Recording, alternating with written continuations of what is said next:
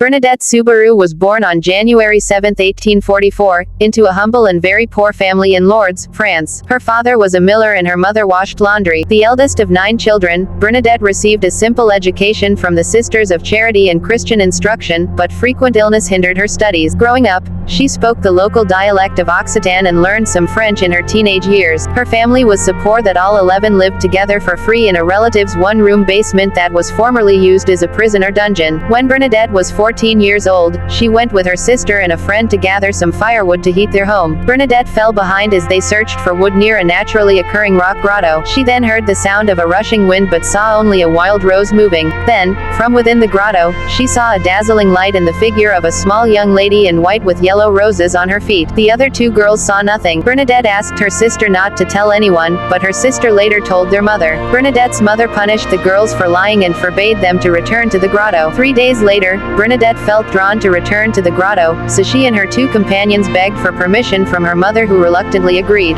Bernadette brought with her a bottle of holy water. When they arrived at the cave, the 3 girls knelt to pray the rosary. Before finishing the first decade, the young woman in white appeared. Bernadette sprinkled holy water in her direction, telling her that if she were from God she should stay, if not, she should leave. The woman smiled and stayed for the rest of the rosary and then departed. By this time, some of the local townspeople began to hear about these encounters. Some were superstitious, thinking it was the souls of dead relatives. Others believed it was the Blessed Virgin Mary. 4 days later, Bernadette returned to the cave accompanied by a few grown-ups. When the lady appeared, she spoke to Bernadette for the first time, in Occitan. The lady spoke to Bernadette in a remarkably formal and respectful manner, not the way an adult would normally speak to a poor peasant girl. She asked Bernadette if she was willing to return for the next 14 days. Bernadette agreed. Bernadette recounts the following about the next 2 weeks of visions. I came back for a fortnight. The vision appeared every day, except one Monday and one Friday. She repeated to me several times that I was to tell the priests they were to build a chapel there, and I was to go to the fountain to wash, and that I was to pray for sinners. During this fortnight, she told me 3 secrets which she forbade me to tell anyone. I have been faithful until now. As word spread, the numbers in attendance grew to 30, 100, 350,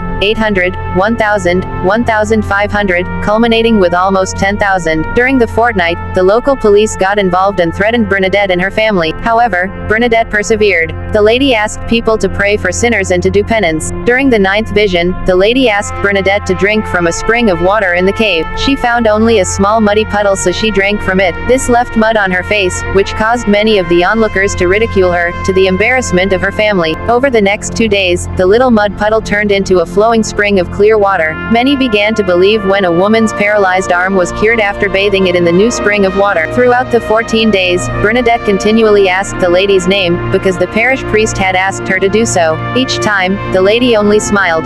Upon the conclusion of the 14 days, life returned to normal for the next 3 weeks. However, on March 25th, the Feast of the Annunciation, Bernadette was drawn once again to the grotto. This time, she repeatedly asked the lady's name. The lady responded, I am the Immaculate Conception. Bernadette was a young, simple, and poorly educated peasant girl. She had no idea what the Immaculate Conception was, but she repeated the name to herself over and over so she wouldn't forget. When she told the parish priest, he was stunned. Only 4 years prior, the Pope had issued the dogma of the Immaculate Conception. This fact, especially, helped convince the church leaders that the apparitions were authentic. Since the time, the waters in Lourdes have continued to flow, and over 70 healings have been recorded, studied, and confirmed by a rigorous scientific process. Countless thousands more healings have been professed by the faithful. Millions of people now visit Lourdes every year, making it one of the most frequented pilgrimage sites in the world. The sick flock to this holy grotto to bathe in or drink the miraculous water, seeking a cure for their ailments. Several years after her visions, Bernadette entered religious life. Of the visions, she would later say, the Virgin used me as a broom to remove the dust. When the work is done, the broom is put behind the door again. This broom was canonized in 1933. The Grotto of Lourdes, however, was much bigger than Bernadette. It was Our Lady's gift to the people. It was her proclamation that she was the Immaculate Conception and her formal acceptance of the title here on earth.